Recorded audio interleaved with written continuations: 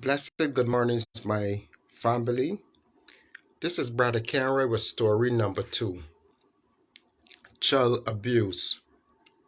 It was said that child abuse number 2, hallelujah. It was said this woman had 2 daughters, one aged 9 and one aged 11.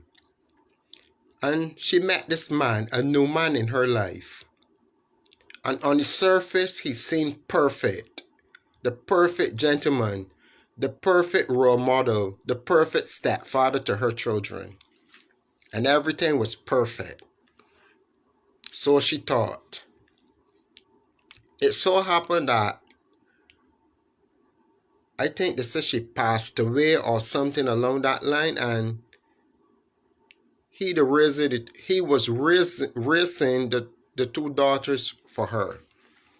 People may ask where was her family, where was her relative that the children had to stay with him, but I didn't know that part of the story. I want telling you what I know so you could pick common sense out of this story. So he raised these 2 daughters like they were his own. But the predator in him came out. At night, he used to sexually abuse the 11-year-old daughter. And his way of controlling the situation and controlling this child, he would tell this child, look, if you say anything, I will kill your sister. And that's how he kept the abuse under control. And that's how he kept the situation under control. And that's how he kept it a secret. By telling the 11-year-old he would kill her sister if she dare try to tell anybody what is going on. And the 9-year-old used to stand and hear her sister crying out in pain from this rape. And sometimes she would peek round the corner and see her sister looking at her crying. And that she began to cry too because she could do nothing to help her little sister who's being brutalized by this big scumbag, this monster, this creature, this filthy tyrant, whatever you want to call him. And this little girl crying and in pain every night. She crying and crying out the pain. She can't tell her teachers. She can't tell other family members. She can't tell a soul. You know why? Because the man got her under control. He's going to kill her sister if she does. One night in particular, this 9-year-old girl, the younger sister, something inside of her compelled her to get up. She couldn't take the screams of her sister any longer. She couldn't take seeing the pain in her sister's eye as she cried those tears of pain and agony. She couldn't take it. So something inside of her compelled her and she rose up. And she went to the kitchen, family, and she took a kitchen knife, the biggest knife she could find in the kitchen. And when the stepfather was up top her sister, raping her sister, with her 2 little hands, she stabbed that monster in his back. With all her might and all her force, she brought down that knife right through his back, through his chest. And he died. He hemorrhaged and he died. I think the knife punctured his lungs or his heart, and he died. And she and her sister ran away from the house and went hiding.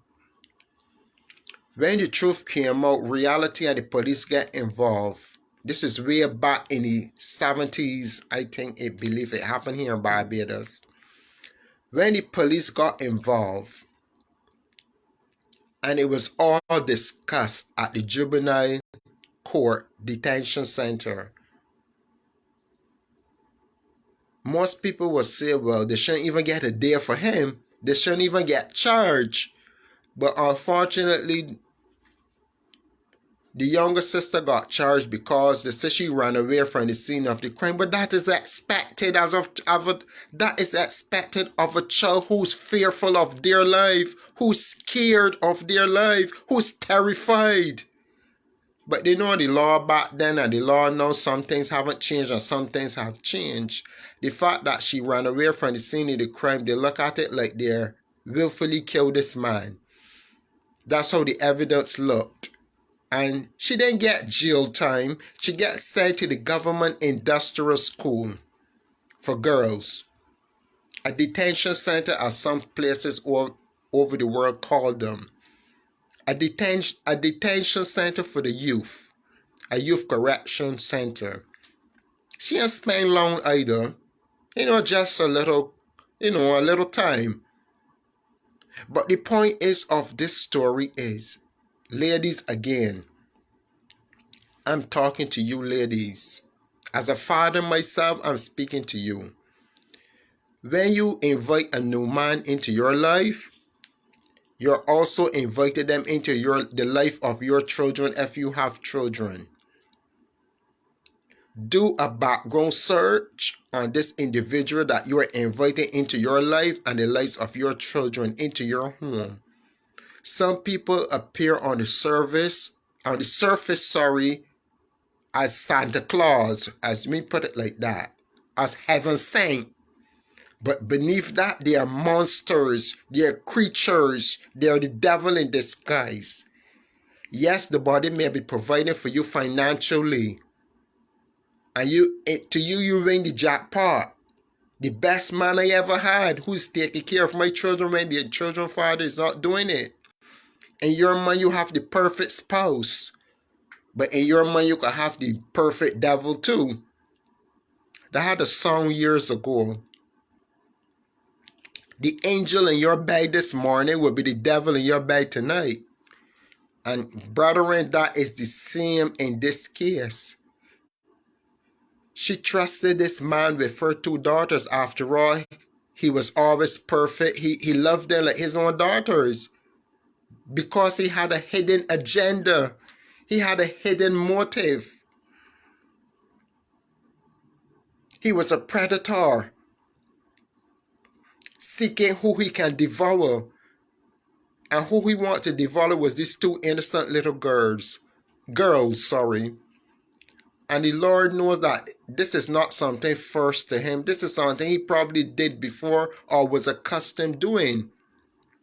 And again, ladies, I ask of you, I beg of you, before you invite these monsters to come into your home, do a background check on these monsters, these creatures, these fanatics, these predators, these scumbags. These filthy scumbags. You do a check on these scumbags before you invite them into your home, into your bed, into your lives and the lives of your children. The angel this morning gonna be the devil in your bed tonight.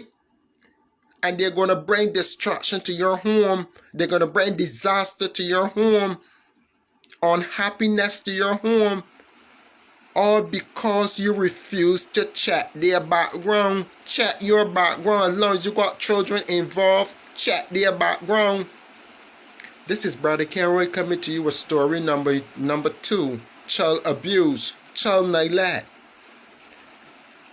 Remember to encourage your friends. Encourage your family to tune into my channel. That we will change the world together. We will make the world a better place. This is Brother Kenroy, aka Positive Care, reminding you again before you go, be careful who you invite into your home, into your lives, into your bed, into the lives of your children and your family, because sometimes you're asking for trouble. Do research. This is Brother Kenroy coming to you again with another fantastic story. Child neglect. God bless you. Have a fantastic day.